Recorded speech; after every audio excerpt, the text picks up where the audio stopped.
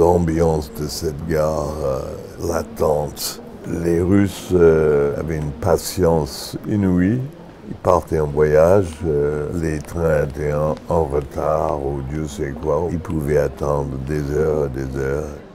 J'avais une grande sympathie pour les Russes. Et alors moi je voulais savoir qu'est-ce que c'est la vie dans un pays socialiste. La meilleure façon pour moi de le savoir, c'est de faire des photos.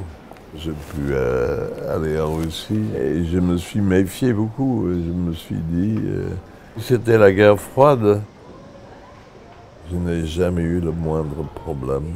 Je me trouvais beaucoup mieux en Russie communiste que le contraire. Et je me trouvais tout à fait chez moi.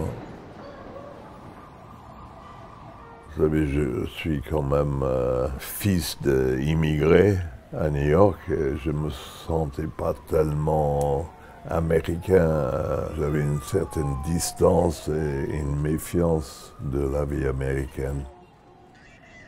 Mon père, j'avais pitié de lui parce que lui pensait que l'Amérique et New York, c'était la meilleure façon de vivre.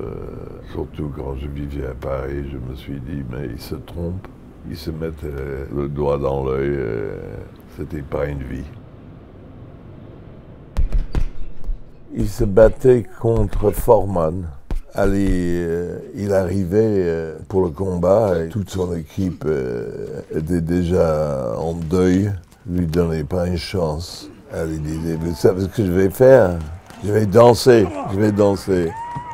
Foreman le dominait, sauf que contre toute attente, Foreman encaissait les coups, tombait. Et elle a bondi au milieu du ring.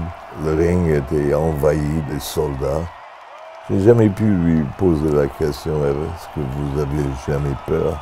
Il m'aurait répondu non.